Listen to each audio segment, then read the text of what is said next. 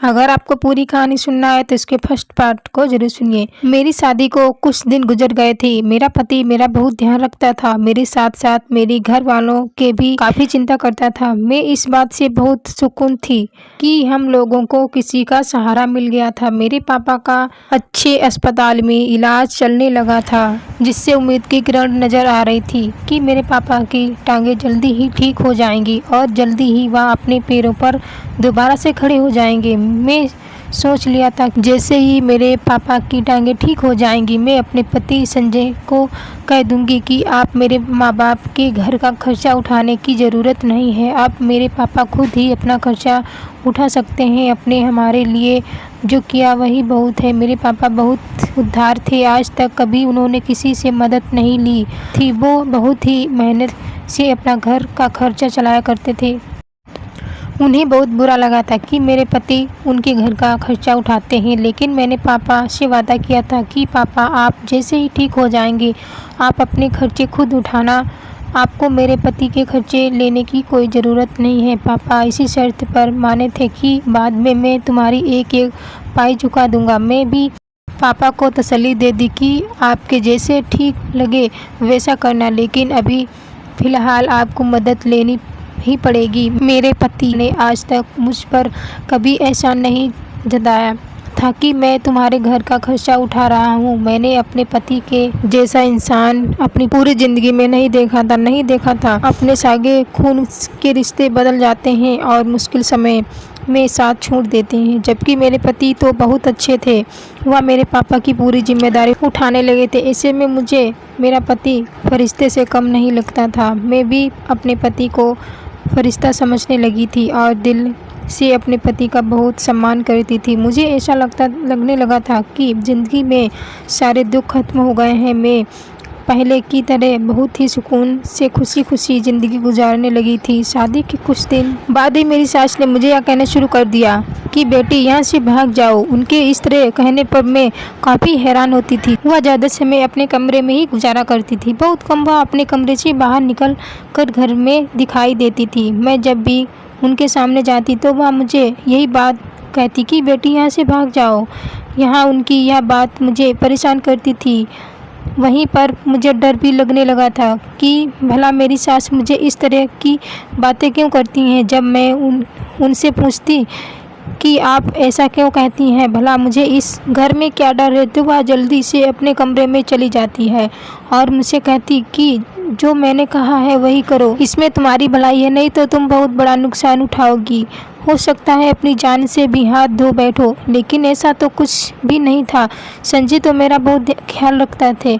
उनका व्यवहार मेरी प्रति बहुत ही अच्छा था। मैं अब अपने कान खुले रखती थी कि कहीं मुझे कुछ ऐसा सुराग मिले जो मैं इस बात की सच्चाई का पता लगा सकूं कि आखिर मेरी सास ऐसा क्यों कहती है। मैंने ध्यान दिया कि घर के नौकर अपने कामों में व्यस्त रहते हैं। वह कभी मुझसे बात नहीं करते हैं, सब अपने काम में लगे रहते हैं। मैं जब भी घर के नौकरों से बात करने की या उनसे कुछ पूछने की कोशिश करती हूँ तो वह मेरी किसी बात का जवाब नहीं देते हैं। कम के अलावा आप मुझसे कोई बात नहीं करते।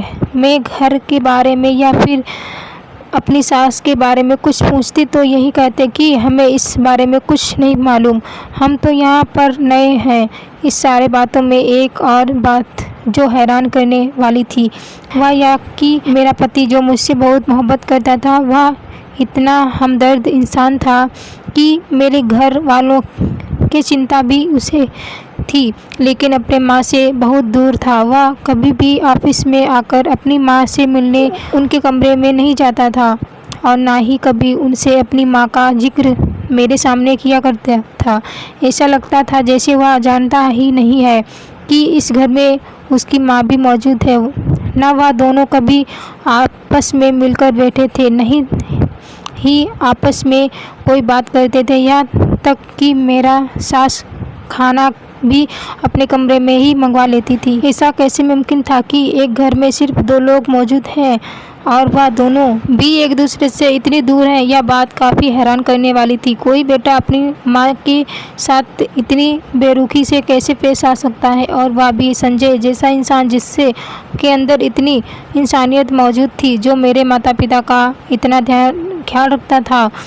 उसे दूसरी की तकलीफ़ का कितना एहसास था कि भला वह अपनी माँ को इस तरह नज़रअंदाज कैसे कर सकता है। सारी चीज़ देखने के बाद भी मैंने अपने पति से कोई बात नहीं की। मुझे डर था कि कहीं उसे मेरी कोई बात बुरी ना लग जाए और मुझसे नाराज़ ना हो जाए, बल्कि मैं उन्हें बिल्कुल भी नाराज़ नहीं देखना चाहती थी। उनके मुझ पर और मेरे घर वालों पर बहुत एहसान थे। ऐसे में मैं किसी मामले में दखल अंदाजी ही नहीं करना चाहती थी और अपने काम से काम रखती थी। वैसे भी उनका और उनकी माँ का मामला था। मैंने यही सोचा था कि धीरे धीरे समय गुजरने के बाद सब मौका देखकर इस बारे में बात करूंगी कि आखिर इस सब के पीछे क्या कारण है। लेकिन दिन ब दिन मेरी सास मुझे कुछ नया कह देती थी, कुछ ऐसा जिसमें मैं परेशान हो जाती। उनको बातों के साथ साथ मेरी बहुत सारी कीमती चीज़ भी मेरे कमरे से गायब होने लगी थी। अब तो मुझे ऐसा लगने लगा था कि शायद इस घर में सच में कुछ अनहोनी घटना होती है। शायद इसी वजह से मेरी सास मुझे यह कहती है कि तुम इस घर से भाग जाओ। पहले तो सिर्फ मुझे परेशानी होती थी, लेकिन अब मुझे डर लगने लगा है। इस घर में कुछ तो गड़बड़ थी। मेरे दिमाग में एकदम ख्याल आया, क्या इस घर में किसी भूत का साया तो नहीं है? कोई ऐसा कैसे मुमकिन था कि मेरी चीज़ मेरे कमरे से गायब हो जाती थी, जबकि अपने कमरे की सफाई मैं खुद करती थी और कोई नौकर मेरे कमरे में मेरी बिना इजाज़त के नहीं आता था। वैसे भी नौकरों की इतनी हिम्मत नहीं थी, क्योंकि गुम हो जाने वाली चीज़ कोई आम नहीं थी।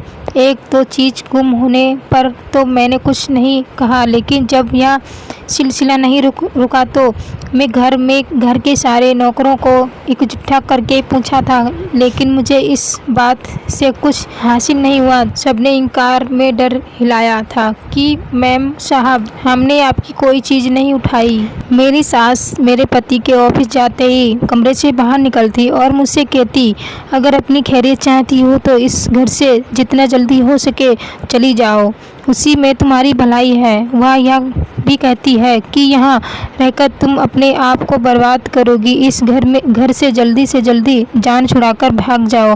कुछ दिनों से तो मैं यह सब कुछ बर्दाश्त कर रही थी, लेकिन जबकि यह सारी चीज़ मुझे ज़्यादा ही परेशान करने लगी थी। ऐसे में इस मुश्किल का कोई हल निकालना ज़रूरी हो गया था। मैंने अपनी परेशानी ख़त्म करना चाहती थी और यह एक ही तरीके से हो सकती थी कि मैं अपने पति से बात करूं और इस बात की तह तक जाऊं। बल्कि मेरी सास तो पूछने पर मुझे कुछ नहीं बताती थी। मैंने अपने पति से बात करने का फैसला कर लिया और उसके आने का इंतज़ार करने लगी। संजय के आते ही मैंने मौका देखकर यह बात संजय से की थी। सारी बात उसको बताई कि किस तरह तुम्हारी माँ कुछ दिनों में मुझे परेशान कर रही हैं। आखिर इन सब बातों के पीछे क्या कारण है, मैं जानना चाहती थी कि अगर कोई वजह थी तो वह मुझे साफ साफ बता दे। लेकिन संजय का कहना था कि ऐसा कुछ नहीं है और इस समय मैं बहुत थका हुआ हूँ, इसीलिए सब इस बारे में कोई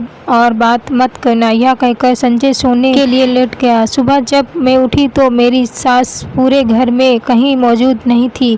मुझे लगा अपने कमरे में होगी। संजय के जाते ही वह बाहर आ जाएगी, लेकिन संजय के जाने के बाद भी मेरी सास कमरे से बाहर नहीं निकली। तब मैंने उनके कमरे में झांक कर देखा। मैंने नौकरों से पूछा तो उन्होंने भी कह दिया कि बड़ी मैम साहब तो घर पर ही नहीं है। मैं बहुत हैरान हूँ। शाम को जब संजय ऑफिस से घर लौटे तो मैं उनसे पूछा कि आखिर तुम्हारी माँ कहाँ चली गई, तो उन्होंने कहा कि वह अपने रिश्तेदारों के घर चली गई हैं और कुछ दिनों वहीं रहेंगी। मैं इस बात पर हैरान थी कि वह इस तरह अचानक कैसे अपने किसी रिश्तेदार के घर चली गई।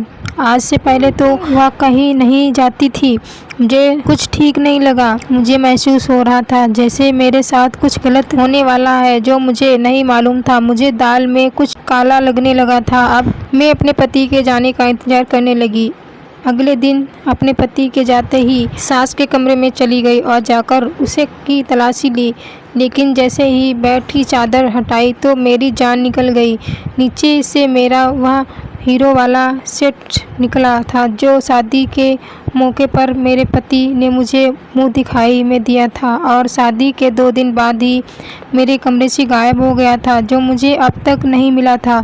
मैं इस बात पर हैरान थी कि मेरी सास के कमरे में कैसे आया और यह सेट उनके बेड के नीचे क्या कर रहा था। तो यह सेट मेरी सास ने चुराया था, लेकिन भला वो ऐसा क्यों करेंगी जबकि वह खुद इस घर की मालकिन है। मुझसे ज़्यादा तो उनका इस घर पर हक था। वह इतने सालों से इस घर में रह रही थी, उनके पास इस तरह के बहुत सारे सेट मौजूद होंगे। उन्हें तो क्या ज़रूरत थी कि वह मेरा सेट चोरी करती।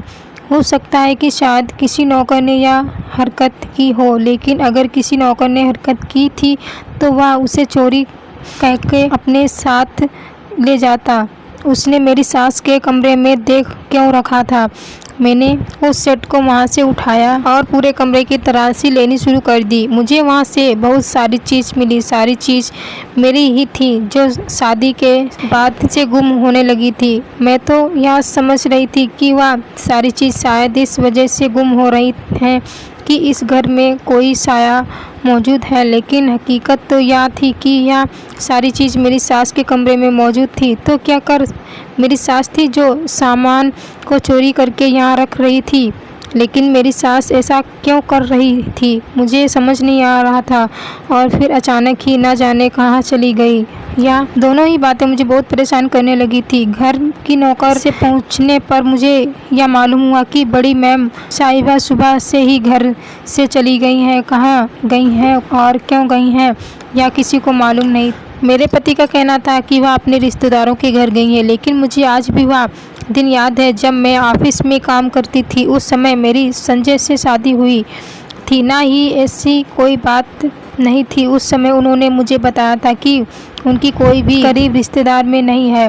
फिर अचानक से उनकी माँ के करीब रिश्तेदार कहाँ से आ गए। क्या मेरे पति मुझसे झूठ बोल रहे थे या मेरी सास ठीक कह रही थी कि मैं इस घर में से भाग जाऊं? क्या सच में इस घर में कोई गड़बड़ थी और इस वजह से मेरे पति ने मेरी सास को इस घर से गायब कर दिया था ताकि वह मुझे सच्चाई ना बता दे? यह सारी बातें मैं अपने कमरे में बैठी सोच रही थी। सास के कमरे से मेरा जो भी सामान मिला था वह मैं अपने साथ ले गई थी। अब मैं इस सब के बारे में अपने पति से बात करना चाहती थी या सारी हकीकत उन्हें बताना चाहती थी कि आखिर उनकी माँ के बीच ऐसा क्या हुआ था जो मुझे पता नहीं था। अगर आपको पूरी कहानी सुनना है तो चैनल को सब्सक्राइब करके बेल आइकन को प्रेस कर दो ताकि आने वाला हर वीडियो आपको नोटिफिकेशन देता रहे।